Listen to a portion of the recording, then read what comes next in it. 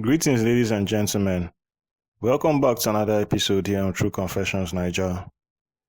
The confession you are about to listen to comes from a mail we received from one of our sisters, and the message reads like this. Hello, everyone. I don't even know how to begin this.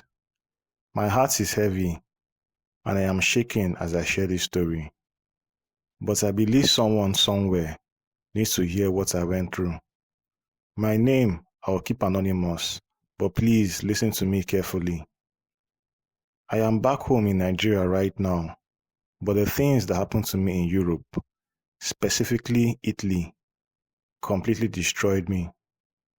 That is where I lost my humanity. That is where I sold my soul. I was young, desperate, and full of hope when I left home. I had dreams of making it big, helping my family, and living the life people brag about on social media. But the truth is, my life in Europe was nothing like that. When I first got to Italy, I was working illegally on a tomato farm. I was just an illegal immigrant with no papers, no protection, no voice. On that farm, I faced humiliation. I was raped multiple times. Every night I cried myself to sleep, and every morning I woke up to the same nightmare. I lost count of the times men forced themselves on me simply because I was powerless. It was in that broken state that I crossed paths with the mafia. One bad decision after another, and before I knew it, I was trafficked. I was placed on the streets to sell my body. Yes, I became a prostitute. That was where my soul truly died. The streets of Italy broke me in ways I can't even explain. People back home thought I was living large in big houses, driving cars, sending money home. But in reality, I was standing on street corners at night, selling myself to strangers for survival.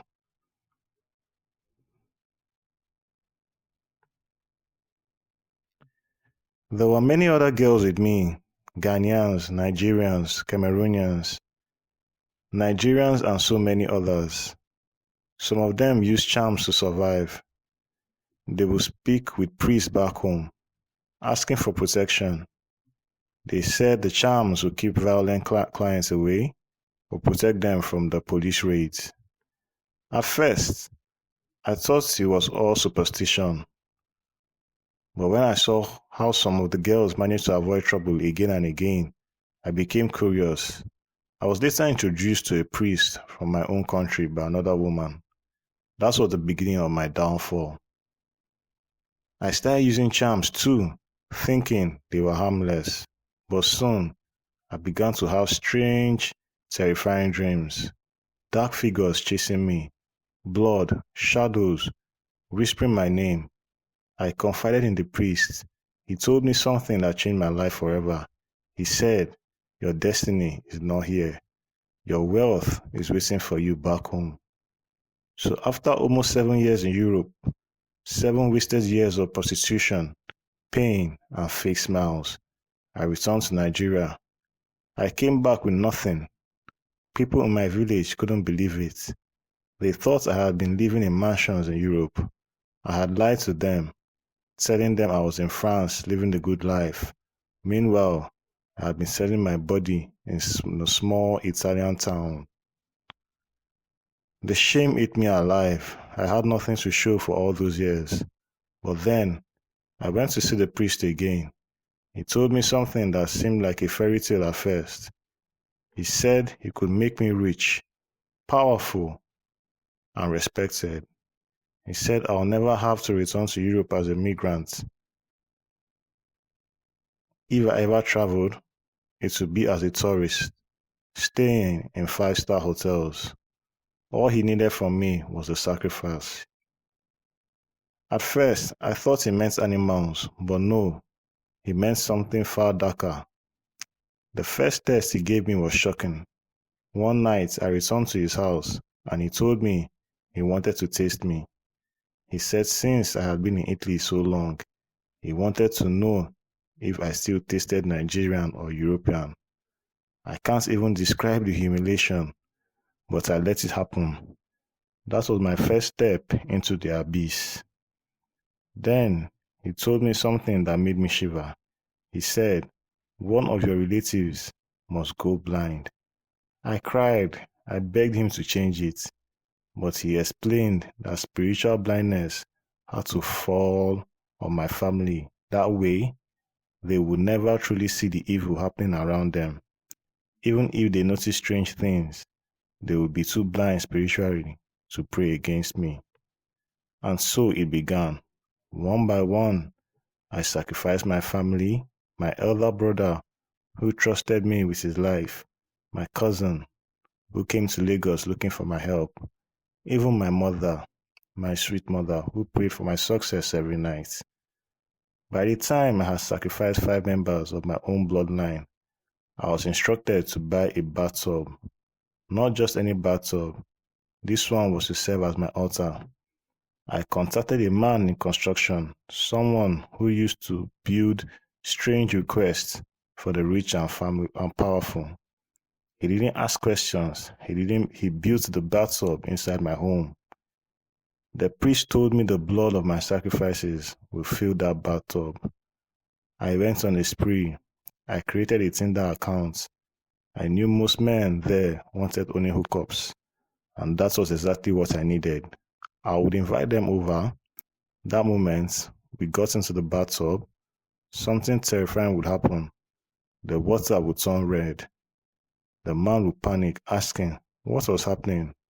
I would calmly tell him, "This is the blood of my relatives."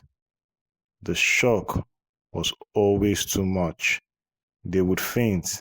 Within days, they would die in accidents, hit by cars, freak crashes, strange sicknesses, and every time they bled, their blood flowed into my bathtub. But that was not the scariest part, no. There was a creature, a dark shadow. I didn't even know how to describe it. It was something human. It wasn't animal. But whenever it appeared, I knew what I had to do. I would step into the bathtub with it. I'll feed it blood. Then the blood of my family, the blood of strangers. It would drink and drink until the level of the blood went down. That was the true covenant I had. And that was what I did to sell my soul. And in return, wealth came. Money poured from nowhere. Opportunities opened like magic. Cars, houses, trips. I visited Dubai, Paris, London, New York. Every dream destination. People respected me, envied me, wanted to be me. But the price was heavy. The priest told me my life will end in 2034. I wouldn't live to finish that year. Until then, I would live in luxury. But I was now a prisoner of the devil.